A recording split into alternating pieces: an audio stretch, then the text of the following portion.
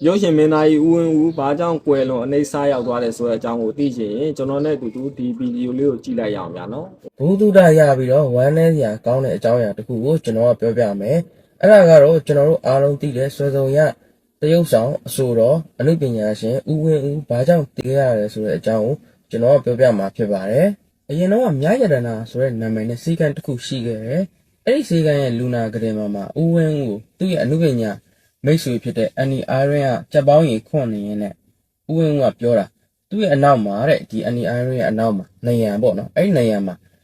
အမျိုးသမီးတယောက်အထက်အောက်အမဲဝမ်းဆက်ဝတ်ပြီးတော့ဒေါသတကြီးနဲ့သူ့အော်ဟက်နေပေါ့နော်လမ်းကျုံငေါင်းငေါက်ထိုးပြီးတော့ပြောဆိုနေတယ်တဲ့ဆိုပြီးတော့သူကပြောပြ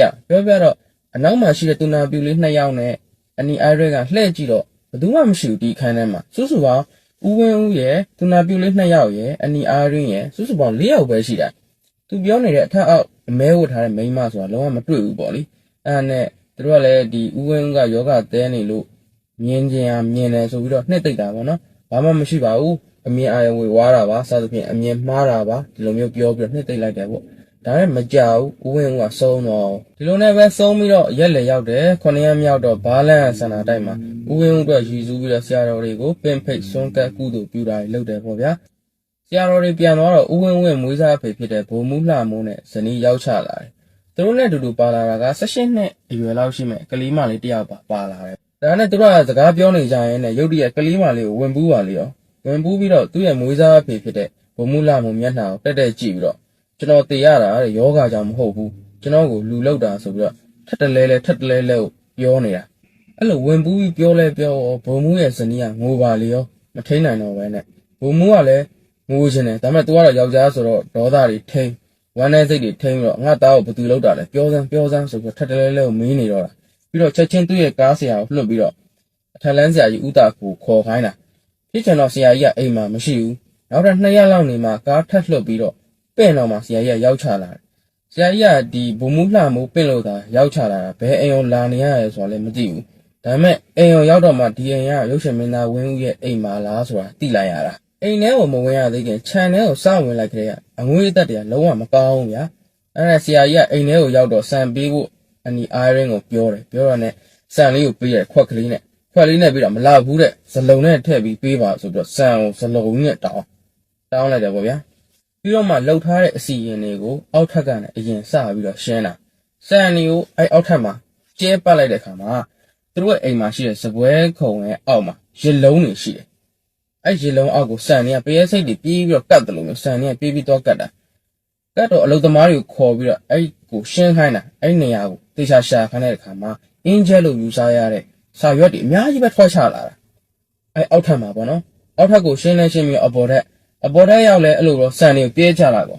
ချလိုက်တဲ့အခါမှာရုပ်ရှင်မင်းသားဦးဝင်းအိတ်တဲ့ကတင်နာကိုစံတွေကပြေးပြီးတော့သွားစုတာသွားကြည့်လိုက်တော့ကတင်ကိုရိုက်ထားတဲ့တန်3ညောင်းမှရှိတယ်တခြားဘာမှမရှိဘူးအဲ့နဲ့ဆရာကြီးကိုခေါ်ပြတော့ဆရာကြီးကဒါတန်မဟုတ်ဘူးတဲ့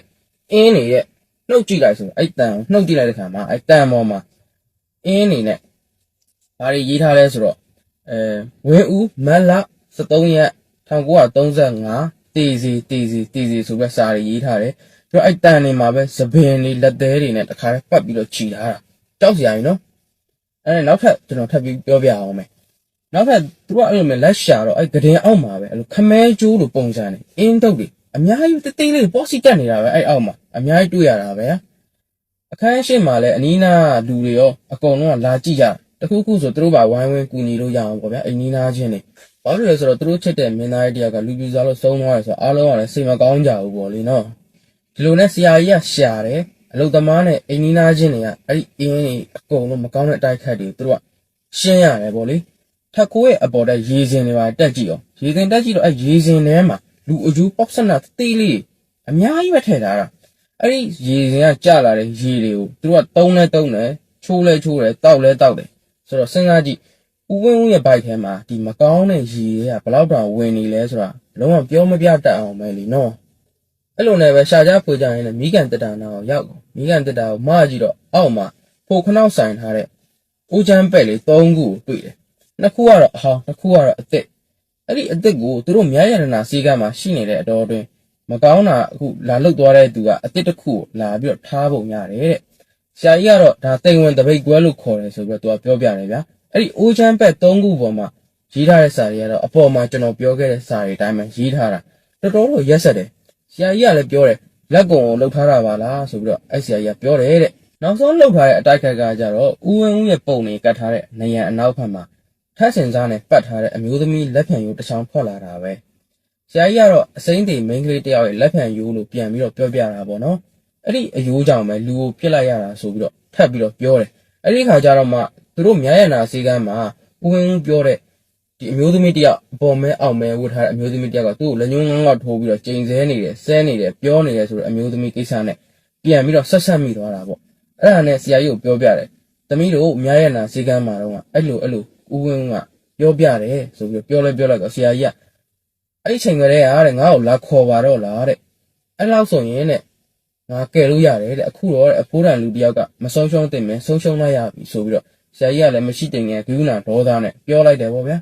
အဲ့ဒီအချိန်ရောက်တော့မှဆေးရုံမှာပြုစုပေးနေတော့ကတော့မျက်ရည်တစ်စက်မှမကြတဲ့အန်ဒီအိုင်ရင်နာရီအချိန်နေလဲမျက်ရည်တစ်စက်မှမကြဘူးဖះเจ้าနဲ့ကြံတော်မှာစရောကိုရောသူချွတ်ချုံကြနေတာတော့မျက်ရည်တစ်စက်မှမကြတဲ့အန်ဒီအိုင်ရင်ကဆရာကြီးပြောလိုက်တဲ့စကားကိုကြားလိုက်တော့မှပဲအယုတ်ကျိုးပြတ်ထိုင်ချပြီးတော့ငိုပါလေရောသူက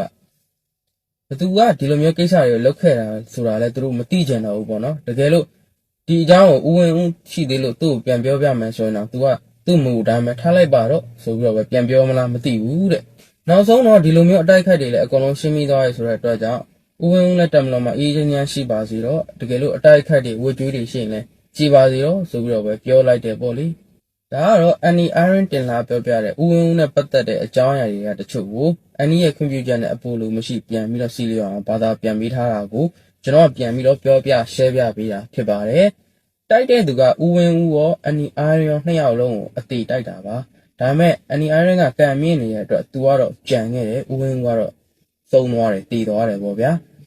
ဒါပေမဲ့အန်နီအိုင်ရန်ကလည်းအဲ့ဒီထက်လန်းဆရာကြီးနဲ့ပဲသူ့မှာရှိသေးတဲ့မကောင်းတဲ့အတိုက်ခိုက်တွေအညံ့တွေကိုအဆောင်လက်ဖွဲ့တွေစသဖြင့်အထက်လန်းနဲ့ပတ်သက်တဲ့နီးစနစ်တွေနဲ့ရှင်းထုတ်လိုက်ရတယ်ပေါ့ဗျာ တော်တော်ကြီးကိုကြောက်စရာကောင်းတယ်ဗျာနော်လူတစ်ဖက်သားအောင်မြင်လာပြီးကြီးပွားလာပြီးဆိုလို့ရှိရင်မနာလိုမုန်းတီးပြီးတော့ဒါမျိုးမကောင်းတဲ့နေနဲ့တိုက်ခတ်တာတွေရှိလာနိုင်တယ်ပေါ့ဗျာနော်ကြောညီကိုမောင်နှမရဲ့လည်းအခုလိုသူတစ်ဖက်သားပြူစားလဲစားတဲ့ဘေးကနေကင်းဝေးကြပါစေလို့ဆုတောင်းပေးပါတယ်ဗျာနော်တကယ်လို့ဒါမျိုးစိတ်ဝင်စားတဲ့အကြောင်းအရာလေးကိုကြည့်ရှင်တယ်ဆိုလို့ရှိရင်ဒီ brother ရဲ့ YouTube channel link လေးကိုကျွန်တော် comment အောက်လေးမှာချထားပေးပါမယ်ဗျာနော်အားလုံးကိုကျေးဇူးတင်ပါတယ်